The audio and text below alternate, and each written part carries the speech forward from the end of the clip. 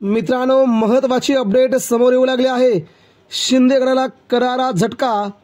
16 अपात्र आमदारांना 6 वर्ष निवडणूक बंदी।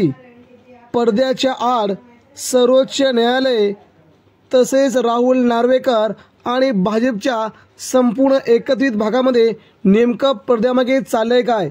बातमी अतिशय महत्त्वाची। मित्रांनो, जाणून घ्या, शेवटपर्यंत व्हिडिओ बघूया। महाराष्ट्राच्या राजकारणामध्ये ऐतिहासिक निकाल अवघ्या 8 दिवसावर येऊन पोहोचलाय। तत्पूर्वीच एक महत्त्वाची अपडेट पुढे येऊ लागली आहे।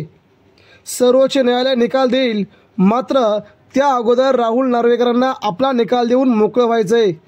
राहुल नार्वेकर यांनी ठाकरेंच्या बाजूने अथवा शिंदेंच्या बाजूने जरी निकाल दिला तरी सुप्रीम कोर्टामध्ये हे प्रकरण येणार आणि पुन्हा सुप्रीम कोर्टामध्ये पक्षांतर विरोधी कायद्यामुळे शिंदे गटाचे 16 आमदार अपात्र जर ठरले तर मात्र त्यांना 6 वर्षे निवडणूक बंदी देखील होऊ शकते।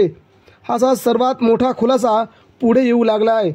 यामुळे 16 आमदार येणाऱ्या विधानसभेच्या निवडणुकीमध्ये उभे राहू शकतात की नाही हा देखील मोठा प्रश्न आहे।